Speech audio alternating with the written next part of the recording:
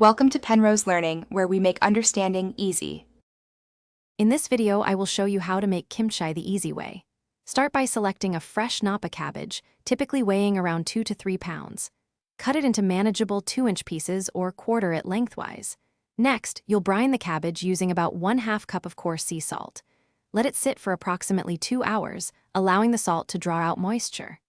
After brining, rinse the cabbage thoroughly, at least 3 times, to wash away any extra salt. This crucial step ensures your kimchi isn't overly salty.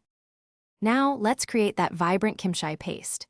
In a large bowl, combine 1/2 cup of gochugaru, the Korean chili flakes, with 1/4 cup of fish sauce. Add 2 tablespoons of minced garlic and 1 tablespoon of freshly grated ginger for a pungent kick. Stir in 1/4 cup of sugar and 2 tablespoons of a cooled rice flour paste.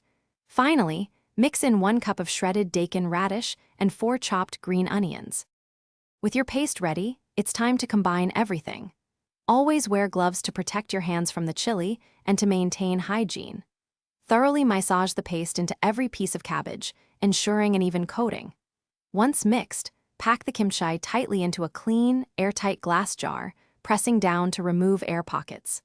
Let it ferment at room temperature for 1 to 2 days, then transfer it to the refrigerator for slower fermentation and storage.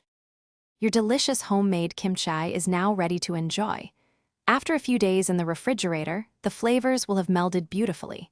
It's incredibly versatile, pairing perfectly with steamed rice, savory noodles, or even grilled meats. Store your kimchi in the refrigerator, where it can last for several months. Remember, the taste will evolve, becoming more sour and complex as it continues to ferment over time. Thanks for watching. If this was helpful, leave a like and consider subscribing. See you next time.